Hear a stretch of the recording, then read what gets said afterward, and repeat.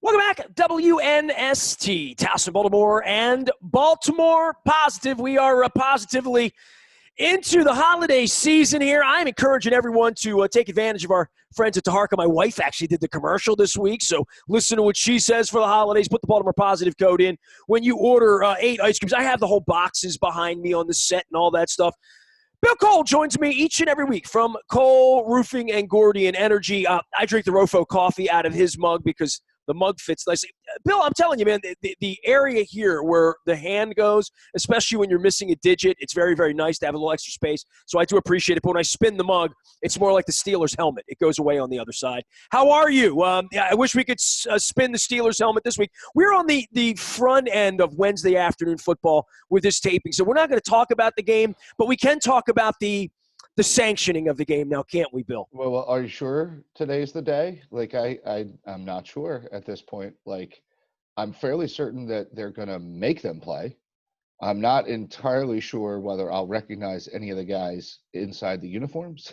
It won't be something on Thursday morning if, like, the Ravens win, 21-20 on a late field goal by Justin Tucker. But, look, for all of that, and people can laugh because they're going to hear this when the result's over, I just want to talk about brand management with you this week because we never green room. We're like friends in the real world. You've been a supporter of what we've done. I blame the whole Baltimore Positive platform. By the way, the new gear's coming in. Keith Miller, what's up? So I just want to talk about brand management because I've already promoted Royal Farms, Taharka, your company, Strategic Factory. We've talked about the Ravens. I'm wearing a State Fair shirt. I've got a Planet Fitness logo here, right? Pizza John's. This is the Ravens logo that really stood for excellence, integrity. It stood behind the shield of the National Football League. I can start to do my John Facenda voice here. I can talk about the ghost of George Halas and Newt Rockney and, what Stedman thought it stood for and all that. But boy, oh boy, man, there comes a point where when you get a couple of bad meals and it takes – Steve Jeppe once said this to me, and he said this to me in regard to Rafael Palmeiro. I remember this. We were at a ball game. Steve's knocking back a couple of beverages. We're down on the field. Back when we used to be allowed to be friends before the Angelos thing. And he said to me, takes a lifetime to build a reputation, 5 minutes to trash it. Look at Palmeiro. There you go. So I just want to ask you about the National Football League because, like, you and I met through football, I think. Right? Am I right or wrong? Or was it baseball? I don't know. You tell me. No, it was probably football. It was probably. I mean, you love football. Like, we don't talk a lot of football. Yeah. Like, Dennis and I, we talk some football. Schuler and I once in a while. Raskin loves it. Like, but the people I talk to, in Baltimore Positive within the framework of local, we don't always just sit and talk football. But, like, over the last 20 years of my life, 25 years of my life, I have stacks of business cards on my desk I've been going through in a business. It's all football related. People don't know of me as baseball anymore. It's all football. And we're all going to stop at 3 o'clock on a Wednesday afternoon and sort of watch this. And they know we're going to watch this. And there was a line that who was the crooked baseball guy? McPhail, that guy. He would always say to Mike Flanagan, why serve them steak when they'll eat hamburger?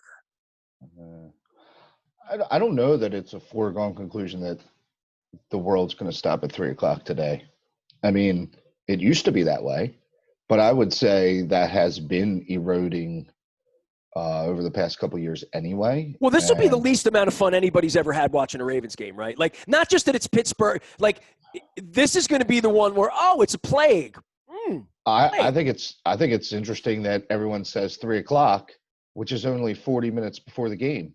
Historically, it would need to be 12 o'clock or maybe 11 because I got to drive down. I'm going to set my grill up and I'm going to start, that was actually part of the process. It wasn't just, turn the television on 30 minutes before the game or 5 minutes before the game. Like, even if you were at home, people were coming over. You had to go here and do. It started at 10:30 in the morning with Susie Colbert, right? Like, whatever, whatever you're into, right? Right. The minute you get home from church, you got the donut, whatever your thing is on Sunday.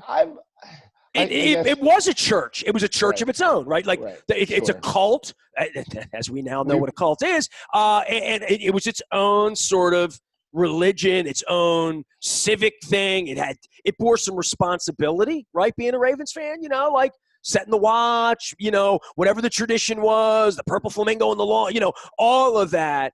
And like, I'm watching it erode, and I'm watching Bisciotti go like this, and I'm watching Dick Cass go like this, and I'm watching John Harbaugh go like this, and then I'm watching Roger Goodell just, say, get out there and play. Make the little magnets move, because we got to pay. We got bills to pay. Let's go. We're on a clock. Dallas is in town in a couple of days. Let's get this done. Right. I do believe you're right about brand recognition. And, there was a time period where no matter what your company name or color or brand was, you also printed that in a purple version, right? And you needed. You know what I'm thinking of? I'm thinking of the purple pineapple over off of Caton Avenue. Remember Sure, that? That was sure. one of the first purple light I ever saw. I Sure. still look for it when I'm over there some days. Sure. I mean, I remember driving through the city back the week. And it was funny because Brian Greasy was on the other night, right? Doing the game. Was it Monday night, Sunday night, whatever it was? My wife's like, who's that guy? The guy in the middle. I'm like, that's Brian Greasy. I said, He started the first game ever, first playoff game ever. It was about 20 degrees. It was cold as hell. He couldn't throw the ball. We kicked their ass. And my wife and I weren't married then. So it was 2000s, right before, we met. And, that whole time, it's so, like, I remember every girl I dated, place I went, food I ate, player we had at the barn, road trip, where I sat on the plane, where I sat in the city, like all of that. Like, and now they're playing games without quarterbacks. Right. They sanctioned that on Sunday. We witnessed that, and I thought, you know what? That's got to be the moment where every billionaire a-hole who owns a National Football League team, Shad Khan, Jerry Jarrah, gets on the phone and says, whoa, whoa, whoa, whoa, whoa, whoa. Never want to see that again. Well, let's pretend that didn't happen. We're going to pretend that's like the scab games. Like, we're not even going to put that in NFL films. Like, dude, the fact that they sanctioned that on Sunday said to me that, Howard Schultz would say, I don't care if your coffee's cold and stale. I'm going to serve it to you. I don't care if the plane goes down. It's 1 out of a million planes. It went down. We lost some people. It's okay. Another plane will go on. Like, that's not what I want to hear from them, with how much of our lives we've all sort of invested in it in some sort of, I don't know, meaningful way in a lot of ways, but meaningless in a lot of other ways. And now that we're in the middle of the plague and they are literally sanctioning this with their shield on it, it's grotesque. It really, and it's unnecessary, because if they were really smart, and this is where we put the CEO hat on, Bill Cole, they could suspend the season, come back 6 weeks from now, and own the spring. Nobody's coming to get them. They could build this in Arizona, build this in LA, build it better than it would ever be, and sell 10 great weeks of football, and get the televisions ready, and get the stadiums ready, and get the players ready, and go out and finish the season the way the NBA, the NHL, they could own February, March, and April, and they could do it their own way, but they're not going to do that. They're not going to, and they would make more money if they did it that way. I don't remember whether you and I discussed this back in July or whenever it was, but I was totally convinced that that's what college football was going to do, was that they were going to punt to the spring, own the spring, not have to compete with the NFL. The USFL model. Right. And then college football would never come back to the fall, right? Because you would never be able to miss a whole season. Because if you played in the spring, you wouldn't be able to play in the fall. So you would have to either skip the spring, but you'd be making so much money in the spring that college football would become a spring sport forever. And it would be because the pandemic. And it wouldn't be weather dependent. Oh my gosh, it would be phenomenal. The championship would be in June, right? It would be phenomenal. They would stick lacrosse in October is what they would have to do. It would. It really would be fun. But there's another guy out there who is equally as passionate as you just were, talking about the degradation of quality, and you can't believe that they're doing this. And he's saying, we're saving America. These are dark times. People are going to be stuck home. We have to give them something to watch, to root for, to hope for, to live for.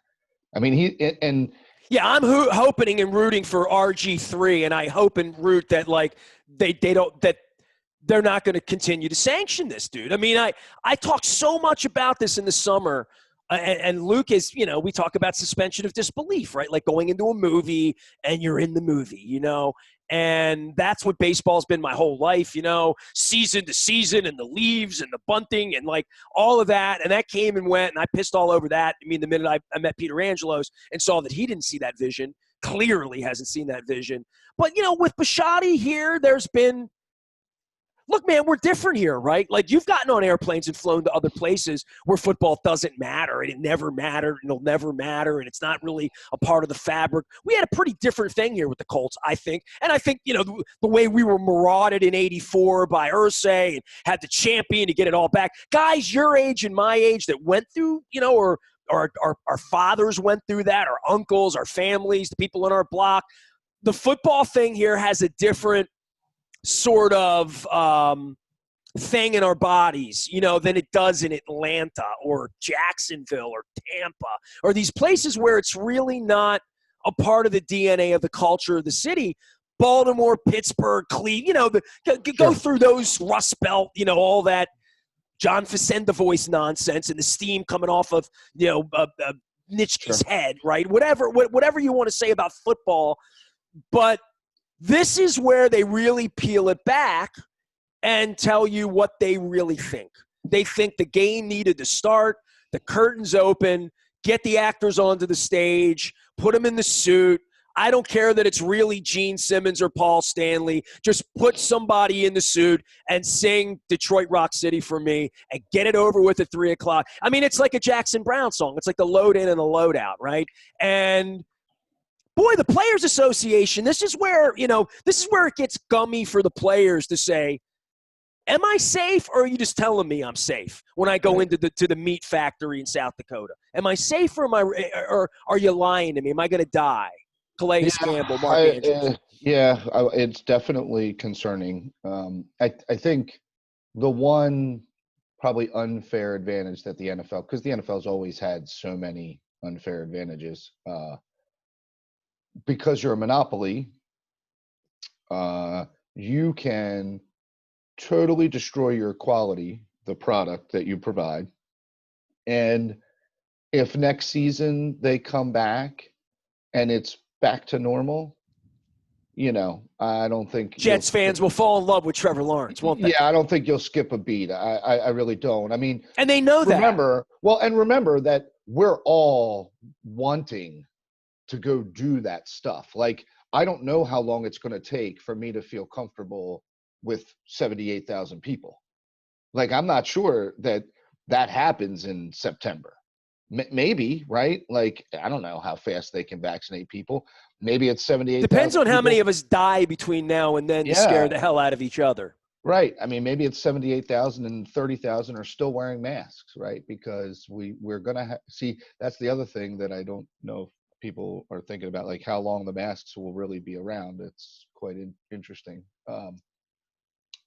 because it could take a long time, right? So I don't know. I think that the brand of the purple is less like it had a fever to it that you had to have your business somehow associated to it, as simply as that was, right? And people were stepping on one another to be the official coffee of the Ravens, the official car of the Ravens. I mean, it was everything. I don't think it was that way in 2018. I think it started to rescind. And then, God's gift to football was Lamar and the Great Eight. Right. A massively successful season with disappointment. And now I think as a football fan, I'm kind of like I don't know if this season's actually really happening. Like, it looks like it's happening. I'm not even upset that they all caught the virus. I'm kind of upset at how the league's dealing with it. You know what I mean? Know you are. And as an aside, let's get political here, right? 20 guys in the building caught it. They have allegedly put it on this strength and conditioning coach. who is clearly right-leaning. I mean, I think if you go and look at his Twitter page, he has had 50 statuses that say, let them play, play football in Southern Pennsylvania. And I don't know. I don't know what's going to happen. It's John's hire. It's in John's department. Nobody was in the building other than the player. You know, they don't just have people running around the building. No one's in the building. You know what I mean? None of the regular sort of salespeople and regular rank and file people, they're completely away from the players. So for this thing to like rip through an organization like that, it really speaks of sloppiness, quite frankly, on a corporate level. Like, if this had ravaged Cole Roofing and put you out of business for 2 months because everybody in your company had it, and they had it because one of your executives was just brazenly breaking the rules, I tell you what, they made Denver play, Bill, and this is a little bit speaking to the NFL and how they psychologically deal with this from a competitive standpoint. They made the Broncos play to punish the Broncos. Sure. Because 4 quarterbacks came in on their off day and were videotaped, not wearing masks, and having a pajama party in the quarterback's room with no mask on. Then they all catch it, and their penalty was, that's what you get. Go get your ass kicked for everyone on Sunday. Go embarrass yourselves. That's what you get for breaking the rules. We sent you a 164-page manual, which they did back in June. And I remember the day Harbaugh got it, he looked at it and said, "You can't play football like this." Right. You know, in the same way you thought back in April, Larry, I can't do roofs like, I mean, every restaurant, we can't open like that. I mean, and then we did, and we all adjusted, right? And the league would say 30 other teams figured out how to get most of their players to post this week, and you had a coach in your building who went around and infected everyone. And now you want to forfeit, lay down, not show up, move the game against your division rival. You screwed us on Thanksgiving night. You screwed us on national TV. We got to play the game in the middle of the afternoon. Whose head's going to roll? You know what I mean? Well, if you're Roger Goodell or if you're Bisciotti, I don't – but, boy, this is a thick management business. This is a case study for some doctorate program down the line at Princeton. I think a lot of people automatically get past this because of the pandemic, and that's probably nice, but probably not appropriate, you know, all the time. I think the most concerning part to me is, you know, after the Titans game, there was this discussion about, you know, does our team have any heart? You know, like some guys really wanted to win and other guys are kind of going through the motion. And that, you know, partially can be a product of playing in a pandemic, right? Like, I can't believe I'm here. Why am I here? This is ridiculous. This isn't football. I'm on Zoom. These aren't meetings. I didn't get any meetings, right? Like, I don't get a workout, blah, blah, blah. So you come out of Titan game questioning sort of the intestinal fortitude of our squad. Like, if I'm going to tune in, you guys better show up. And then maybe there's this like lack of diligence by the people to protect the integrity of playing from the virus. Like, in order for you to keep your organization completely clear, everyone has to buy in and everyone has to be super diligent. Like, don't go to the bar, John, because when you come to work on Monday, you're going to infect all your teammates. But Bill, they're girls, and but they're girls. Right. But here's the commitment that do you understand? I'm a 24-year-old man. I totally get that. Do you understand? I have we were all good up until the loss to Tennessee, and then all of a sudden it rifles through the organization. So my question is, like, was there a letting down of the guard after that game? Like, well, if we'd have won that, we'd have been all right. But since we didn't, I can go out tonight. I don't know, man. It all fell apart in the aftermath, like, right, in the hours after. I don't know that one has much to do with I think it's probably could be totally unrelated and not what went down. But I'm just saying, public perception, fan yeah, perception. from a brand management standpoint, that's what I'm saying. Like, I'm pissed that they lost, that they didn't show up to beat Mike Vrabel, who's like number one on my most hated list at this point. And then you go out and, I mean, that guy had another positive test yesterday. That's They not had right. a positive test 5 minutes before they got on the plane. Yeah, but what I'm saying is, once you start contact tracing and you start figuring out where you think it came from and who got who, you shouldn't have a test positive yesterday if the initial exposure was however many days ago. Like, that's an Well, outlier. they say 8 days, right? Yeah, I 8 mean, days that's an is the word. outlier from a normal pattern, I think. And that's what concerns me, that what you end up finding out is, well, it wasn't just the strength coach. It was also this guy. And it was also that guy. And he went and did this. And he went and did that. Well, Bill, they don't have to guess. This is in your company, you'd have to guess how 3 guys on a job got COVID and where it came from and whose kid brought it home from what element, whatever it would be, right? Like, if you got it tonight, you wouldn't know. Your kids go to like a school, right? Or no? Yeah, they've been virtual since Thanksgiving. Everybody's out of precaution from Oh, Thanksgiving. okay, but I mean, yes. you have been in this. I haven't left the condo other than to get carry-out food and curbside and to go to the supermarket literally and glaze my hands in, glaze my hands out, wear a mask. I am 1,000,000% compliant. I haven't broken it, literally, right? So I don't think everyone lives that way. I mean, I know they don't. I've been out in society. I would think for the football players, whatever that notion would be, that what safety would be for them. But I just think moving forward, where we are is bringing society into this. We've been on football for a while, but where Larry Hogan's out every day, where the guy still running the country every day is on the election thing and the right thing. And as the hospitals fill up, every day we're getting hospitals. Every day we got Fauci and Birx. Every day it's getting worse. Every day it's getting worse for the NFL, right? We played without quarterbacks the other day. Now we're playing Wednesday afternoon football, right? Next week we'll play Tuesday night football. It's starting to unravel a little bit. And I don't think the NFL 3 weeks from now, they're going to regret doing what they've done this week, because I don't know that they're going to be able to continue this way, because the Eddie Feiner model for them, at some point, once they've had 6 or 8 of these, we're all just going to lose interest. We're not going to care anymore. It's going to be an Eddie Feiner season. And I think the Denver thing on Sunday was really the Fonzie jumping the shark. It's a warning shot. This season went from being a season, which we were seriously talking about right before the Tennessee, it was like a real season, to now it doesn't even have an asterisk. It now has they're just going to have they're just going to have scrimmages on Sunday, because that's what this feels like. It feels like a scrimmage. Right. No, I agree with all of that. I think what is also interesting is, like, okay, so it comes from the strength coach.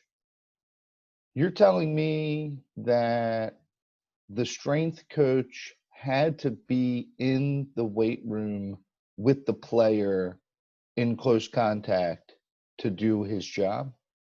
Oh, if I told you that you were going to lose half your team to the COVID, do you think you would be able to figure out a way for the strength coach to do his job without being in close contact to your players? Oh yeah, we could set up a computer monitor in the weight room, and he would be on the other side of it on a Zoom, and he would tell them what to do, or he would check in with them, or blah blah blah. I mean, they're grown men. You're telling me that when there's a pandemic and it's not good to be around other people, we want to limit the number. Well, you need a people. Spotter, probably, right? I mean, let's be honest. But it's another player. Like, they're grown men. You know what I'm saying? Like, what is the strength coach? Is he a babysitter? Like, he's a program manager, right? He tells them what to do, when to do it, how many to do, when to rest, when to work this, when to work that. I don't have to be 2 feet away from you to do that. Well, all this has been alleged, right? For the strength. There is no alleging here, Billy. Is it what my point is?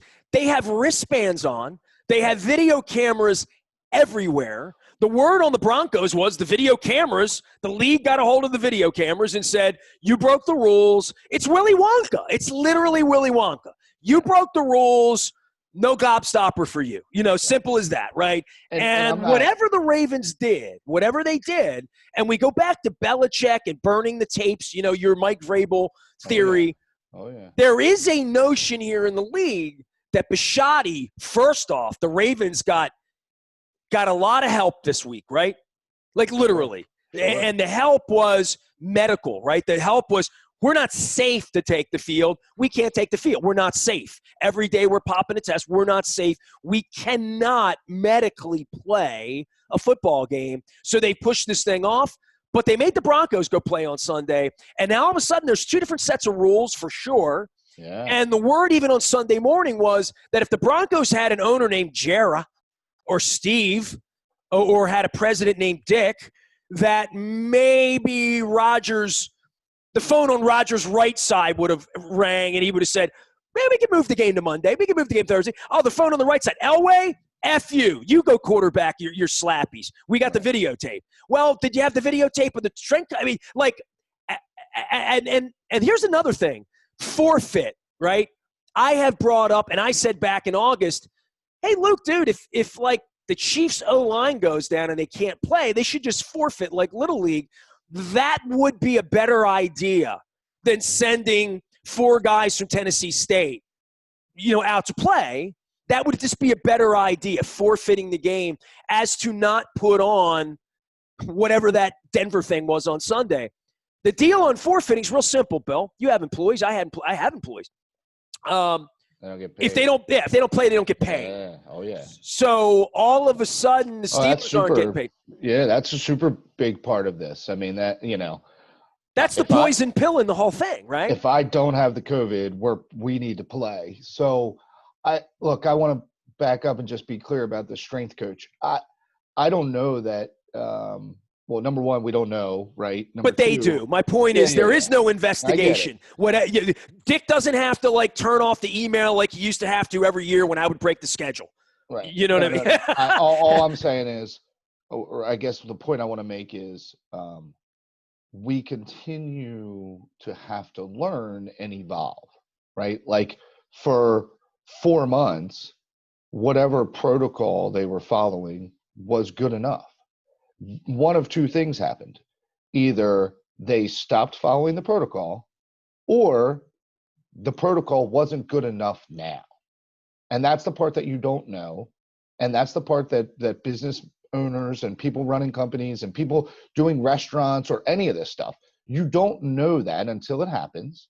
And when it happens, you're either kicking your employee in the butt because they, thought the pandemic was gone and started behaving poorly, or you find out that everybody did it right. It's just that it really wasn't good enough. Everybody wears their masks all day and then they go and have lunch together in the cafeteria and take their masks off and sit at the table 3 feet apart. Oh, well, that's not a good idea. But they told us we could take our masks off to eat. Well, yeah, but think about it. Think about it. Right. It's kind of like, you traveled to New Jersey or you traveled to Havre de Grace, and then you went and saw grandma.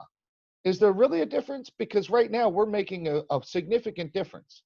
If you only went to Havre de Grace, you're allowed to go see grandma. If you went to New Jersey, you need to hide in your basement for 4 I got something for you. That's totally ridiculous. And I'm going to throw somebody under the table. I don't know who it was. Somebody on my Facebook page had a problem earlier in the week, and it was like a blackout or something, and they needed their kids to go somewhere where the electricity was working.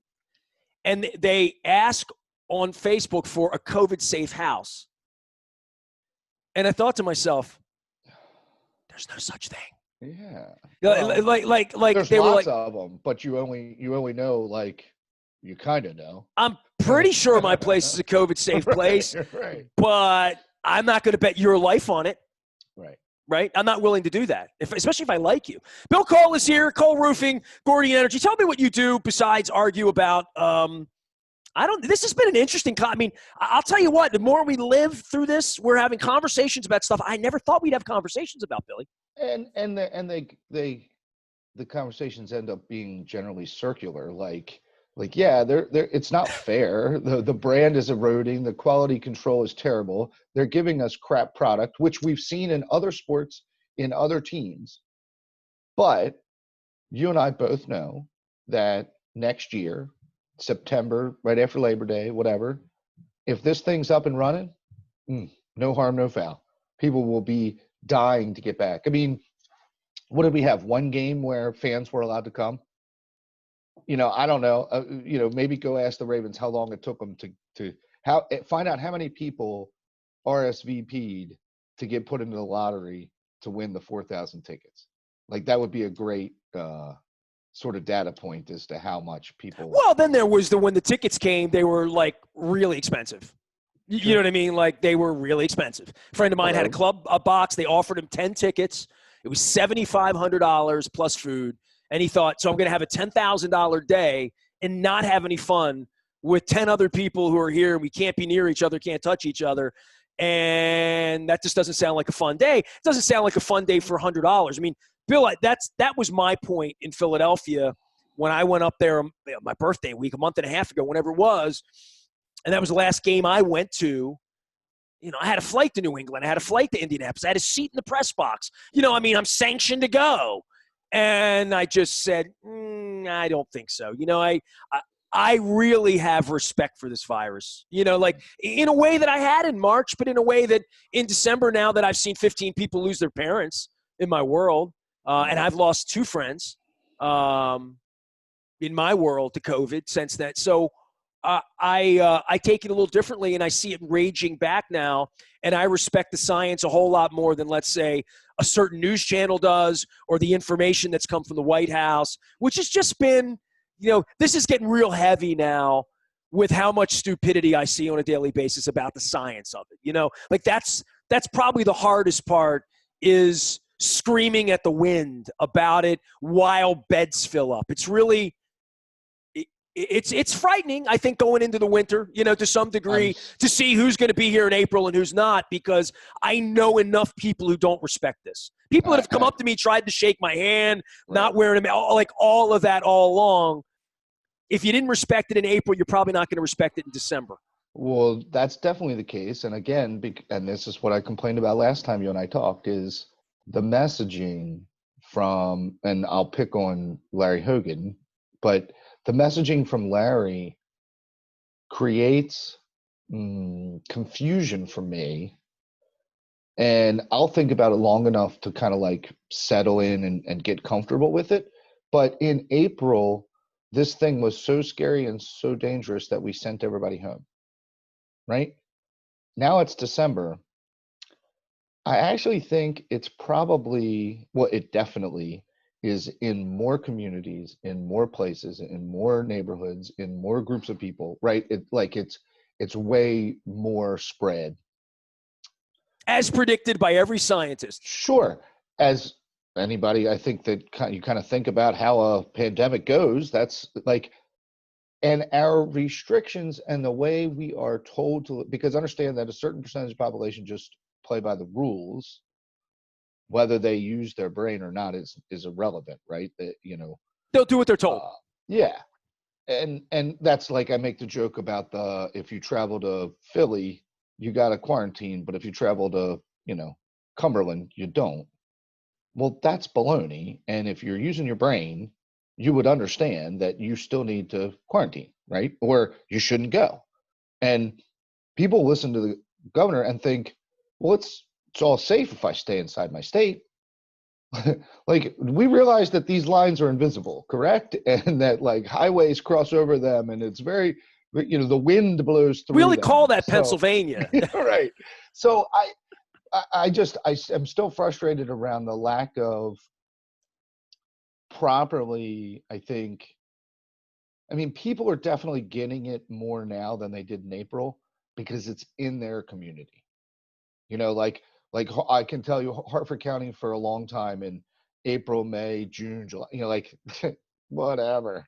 Like, people weren't wearing masks. They didn't stop doing anything. And it wasn't there. They had like 20 cases, right? Nobody they knew had it. Nobody, it was Now, all I have a good. couple friends that are nurses at the hospital up there, and And it's real, and everybody knows And the nurses somebody, have it too. right? Yeah, exactly. And everybody knows somebody. So now it's more real, but the level of restrictions are less. And I'm not saying we should ramp up the restrictions and we should tell everybody to stay home. All I'm saying is they need to get out in front of that information and continue to explain why it's okay to do things today. Every And it day, Barry wasn't in Glassman's on April. TV yelling at me to wear a mask, right? I mean, Hogan's holding press conferences saying Larry's got to wear the damn mask now. I mean, my wife and I back in March, before we even locked down here, before we were locked down, I have a dear friend of mine. Hi, Jody Cutler. She lives over in Italy. And she had the gas mask on back in like February, and we were all like, what the hell's going on over there, you know? Right. And, you know, they were the Italian people are crying at funerals, and, you know, nobody can see their family, and old people are dying without their family. And nobody here's taking that seriously. And my wife and I saw like a Twitter thing with these Italian mayors cursing explicitly. Yeah. F-bombs, S-bomb, the whole deal. In Italia, they're screaming at the camera. You can go Google it. Google angry Italian mayors. And it was like a thing in Italy for mayors to be profane. Right. In there, stay the F home. And now Larry's got the wear the damn mask. So I just want to give you a little bit of background. If you love wear the damn mask, it comes from Italian profanity that was born in February. And I don't know what more Larry can do, say wear the damn mask, when his counterpart in Florida is just an effing moron, right? I mean, you know, we still have effing morons. I mean, Georgia elected this moron who's running around D.C. and gyms, working out in her hotel room, playing her little, you know, role as a Trumpian. You know, I mean, it's without a mask. And it's still going on, dude. And there's still like lots and lots of parts of the country that are really going to go into a dark place here. Maybe us, maybe not us. Maybe Larry and Glassman people can calm down here. But there are places where it is proudly, I'm an American, I'm free, and it's off, and it's going to stay off until they hit a casket or everyone around them does, or until they get a shot, right? Right. I believe your question, even though we we're meandered. I'm all over the place today. Was commercial roofing, like this picture back here. Yeah. Commercial roofing and commercial solar, leaks, repairs, shopping centers, hospitals. You know, like we've been around. We do it. We're really just safely. We're just into helping people, and you know, it keeps it fun. So. All right, man. Well, you're looking forward to the Dallas game, right? I don't really look forward to much these days. I just get up and slug along, right? Like we just have to find our way. I'm going to have you do a wear the damn mask commercial like Larry. Do that? Yeah. I think it's inappropriate. I don't know why. You do? Okay. Yeah, okay. I just think it's Trump, right? Like my biggest problem with Trump was his inability to behave presidential. Like he just wasn't able to do that. And and I think we've all learned leadership does matter in everywhere. In any place, there is a follow the leader, right? And I just, when I see that kind of leadership in Florida, and, you know, I mean, I'm not so pro Hogan. I'm fair to Hogan, you know what I mean? Right. And I have voted for Hogan, right? So, like, I'm not, you know, it is what it is. But I would say the messaging's been clear here. Now, whether people listen to it or not, you know, and that goes for the Ravens on down, that we've seen what it's done to our football team now, right? Like literally the virus has gotten a hold of our football season, which is all we had 2 weeks ago, Billy, right? Well, we're going to find out maybe. Like I was excited I was disappointed for J.K. Dobbins, but I was excited for Justice Hill because I thought he was going to be a change of pace, and I was interested to see how it would go. So. It would be better if, like, Marshall Yonda would come back and play, though, I'm sure. Well, he's on a plane. Or maybe he's just driving across country. I had Flynn on last week. He let me know he's done. Yeah, he's not coming back. So I don't know how they're going to get football players. Bill Cole's here. He is Cole Roofing and Gordian Energy. Find him at Cole Roofing. I usually pull the website up, but he's got, like, the school and the roof behind him, and you can go find him out there. Yeah, be safe. Order some ice cream. And I'll see you next week, man. I hope we're all getting better next week, all right? Yes, sir. Appreciate you. Thanks. Football up. There he goes. Bill Cole. You can find me, Ness, at BaltimorePositive.com. All of our sponsors are here. We're talking about them. My wife is pimping ice cream this month. It's really good ice cream. I had the sweet potato crumble the other evening. I don't know what I'm going to have after the Ravens game. Probably something chocolatey because I'm going to need it. I'm going to need some chocolate love after all this is done. We are WNST.net, AM 1570, Towson, Baltimore, trying to solve all the world's problems, or at least wear the damn mask.